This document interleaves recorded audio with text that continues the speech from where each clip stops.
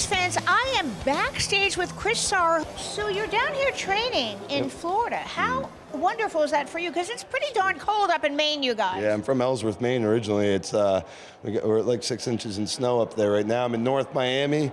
I'm at Mickey Demo's Boxing. Just getting sparring in at Sweatbox. I'm with first round management, and Malky takes care of me, Ricky the Ruler.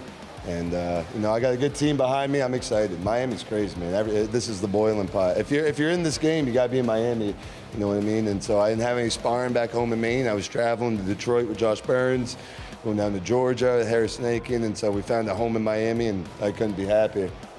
Interestingly enough, the Boxing Commission has told me that next year they have more fights than they've ever had in the history of fighting in Florida. So I'm looking forward to that. And I'm also want to know when we're going to see you back in the squared circle. January 29th in Jackson, Mississippi.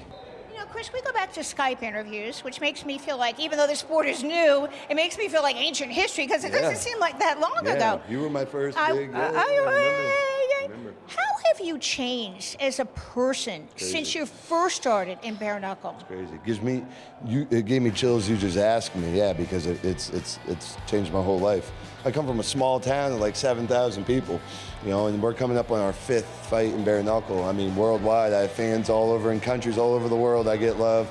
And it's crazy. So for my son in school, and all the kids know, and they've had us in the Christmas parade back home, and we're ranked 8th in the world. I mean, I'm coming from being, you know, like a criminal background, and I lived the gangster life, and then I turned pro, and it changed my whole life. And now I coach kids back home, and they get, because they all know, they all remember, and so it's been big. It's been big for Ellsworth, Maine.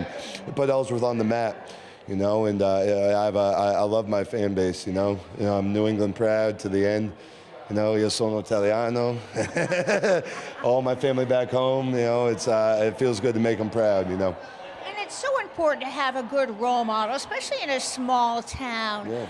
Before we go tonight, is there anything else you would like to add?